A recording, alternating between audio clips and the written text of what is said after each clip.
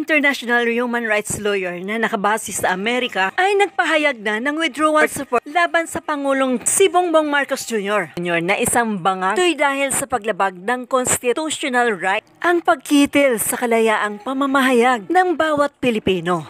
Ito'y patungkol sa pagharap sa Maisog Peace Rally na gaganapin sana sa Bustos, Bulacan. Pero isang hudyat lang ng mga traidor na nasa palasyo ay hindi ito natuloy. Kaya dismayado na ang taong bayan sa pamumuno ni Bongbong Marcos Jr. na puno ng pagkukunwari at kaipala na mga mukha nila. At isa na rito ang pagbabago sa foreign policy dahil sa madalas niyang pagbibiyahe sa Amerika. At ang aligasyon na involved ito sa illegal na droga. At iilan lamang ito sa kapalpakan ng Administrasyong Marcos na naging sanhi sa pagtulak ng withdrawal support ng isang international human rights lawyer na nakabase sa Amerika, na isa din dating solid supporter ng UNITIM. Nakita ko yung matinding 360 degrees na pagbabago. Lalong-lalo na sa usapin ng foreign policy ng Pilipinas. Kahit na nung unang bisita niya rito sa Amerika ay matibay at maliwanag yung kanyang pronouncement that we are friends to all and enemies to none. No?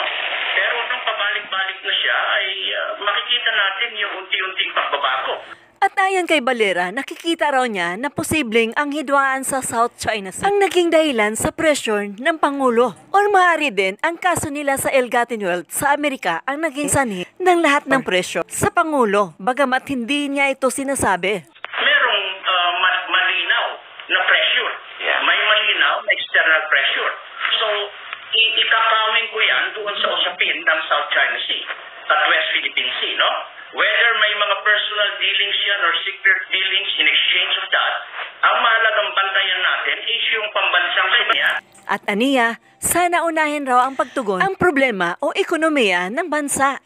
Imbis na mag-focus tayo sa food security, mag-focus tayo sa mga problemang internal, mag-focus tayo sa mga tinatawag nating trabaho ng mamamayan at infrastructure natin, ay lumalabas tayo na wala naman tayong kakayahan. At ayon pa kay Valera na malinaw raw ang pagkitil sa kalayaang pagpahayag patungkol sa pagpigil sa Maisog Peace Rally na naganap sa Bustos, Bulacan. Yung pagkitil at pagkitid ng demokratikong espasyo ay indikasyon yan ng authoritarianism. Yes, no? claro. Hindi yan normal sa isang bansang demokrasya. Lalong-lalo na sa pagrespeto ng saligang batas tungkol sa malayang pananalita at sa isang matahimik na pagtitipon. At ang controversial na pedialic na ang Pangulo ay gumagamit ng illegal na droga ay dapat na raw itong sagutin sa pamamagitan ng voluntaryong pagpapadrug test. Nananawagan tayo kung ayaw niya ng voluntary testing doon sa 5 sinabi ko ay nandiyan ang judicial, no?